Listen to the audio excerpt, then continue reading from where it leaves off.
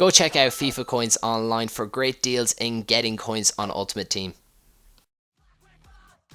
Hey guys, Cullyboat3 here, and welcome to episode 3 of the Real Dayal. Now, if you missed episode 2, don't worry, I'll leave a link on the screen right now, and also one in the description below, so go check that out to keep up to date with the series. But anyways, on to this episode, and we start off with a bit of trading. We bought quite a few Daniel Sturges. It just so happened that all of them were actually in a 3-4-3 formation. Picked up a couple there for 1200, one for 1k, and also another one, I think, yeah, for 1k as well. So very good prices to pick them players up for. I am going to list them up for 1.9 because that was the cheapest buy now at the time when I did buy them, and I was hoping they would sell. It was quite late at night. I think it was around 4 or 5 in the morning when I was listing these players up, so it was the fact that only 2 sold in the first hour and I had to list the next 2 the following hour, and I did that through the web app, and for some reason 2 of them disappeared. I didn't even click on them on the web app. I think it's a bit of a glitch, but you'll only see 2 there. But if you do the calculations with my coins, you'll realize that it was indeed, they all did sell for 1,900. Anyways, we do a bit more trading, and you'll see there we got 5 things in our watch list, and it is different players. I suppose we do have one Sturge in there, but a couple of Glenn Johnsons in there. We got them at very, very good price. He sells for over 3k. Another Sturge there for a very cheap price, and a couple of Raphaels, the right back from Manchester United. So I am varying it up in terms of who I am going to be trading with. But anyways, I did stick them up into the trade pile, and I took on the Bronze Challenge semi-final. Yeah, that's the one I'm in at the moment. And yeah, this tournament was just, it was getting really hard towards the later stages. Like, this semi-final was ridiculous in terms of the team that I came up against. You'll see this guy's team here is insane. He's got a full English bronze team. He's got Wesker in there, just so many pacey players. It's just, it looks like a very, very, very solid team. And yeah, it was a very tough game, it must be said. I was like 100 chemistry teams against my pitty little 51 chem teams never goes down well. But I did actually take the lead with a very lucky header there by Arquin.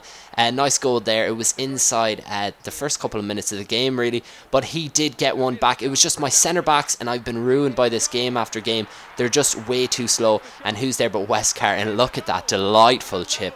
What a great goal by Wesker. I will take my hat off to him because that was a fantastic goal. But you'll see here, just before half time, it all of a sudden starts doing the little circly thing in the corner, and look at that, connection has been lost to your opponent. And I was hoping that they didn't give me the same thing that happened last time, give me a loss and ruin my DNF, but they didn't. Fortunately enough, it just counted as not a win, not a loss. But I did get some coins for it, around 300 or 400 coins. So again, it wasn't all a loss playing that game, but we do crack on in, and we have to play the semi-final again, and I'm actually very lucky they didn't kick me out of the tournament with that one.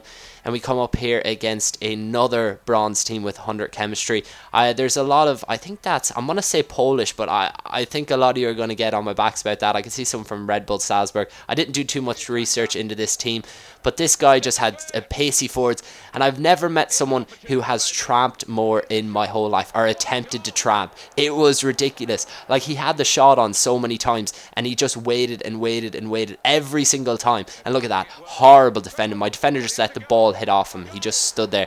This was just insane. Look, he just, every time he goes for that tramp, and it was just, it got ridiculous after a stage. But he did take a 3-0 lead, and he would pretty much was he was away with the game, really. But I had to give him a taste of his own medicine, so to speak. And yeah, you'll see there, I did an El Beauty pass and scored a nice goal there by Edgar.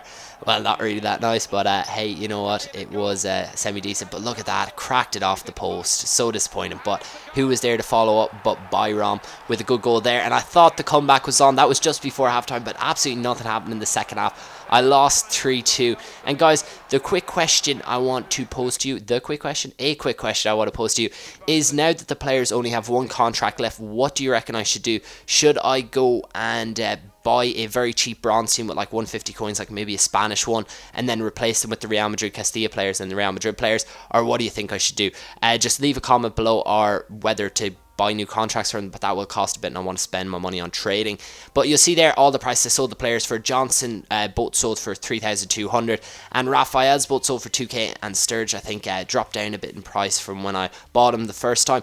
Anyways, I do end up showing you this method. I'm going to show you the method in which I got them players in this episode and some in the last episode as well. So it is the buy low sell high method. A lot of you guys will know it, some of you won't because you might just be newly subscribed for this series, and this is exactly what I do. So I'm going to take Raphael as an example, seeing as I did get 2 of them in this episode, and you'll see there we have to look for his lowest buy now price, so it's in around 2,122, and I actually sold mine for 2k. I probably could have got a tiny bit more, but hey, what can you do? So we find his lowest buy now because that's the guideline of how much we can sell him for. Then we search a maximum price of a good bit lower, about I think I searched 1,300 there, and then I'll put bids on them all up to an hour if I have enough coins. If I don't, I'll just bid up to as far as I can go really, and that's exactly what you see me doing here. But I generally am sticking to Barclays Premier League players because I find they sell so quick. It's easy to turn over profit, and it's very handy to pick them up. There's so many on the market. You'll see there I'll bid a bit more for a 4-1-2 and 2, so better formation cards, you'll bid that bit more. But you can do this with pretty much any player in the game that sells for higher than their discard value. I'm just showing you Raphael as one example. You can go out and do this with a numerous amount of players, and then I generally would just have a look at my watch list. If someone outbid me, I'd probably go up to about 1,500 on Raphael and a bit more on good formations like 4-3-3, 4-4-2 and 4-1-2 and 2. But generally I'd go up to about 1,500 because you got to take tax into account, which is 5%. So you see I have bids in on a load of them. But that is it for this episode, guys. Showed you trading techniques, showed you some matches, and showed you some trading. I do hope you enjoyed it. If you did, make sure to leave a like and subscribe if you want to see more episodes. But that's it for me. I'll see you next time.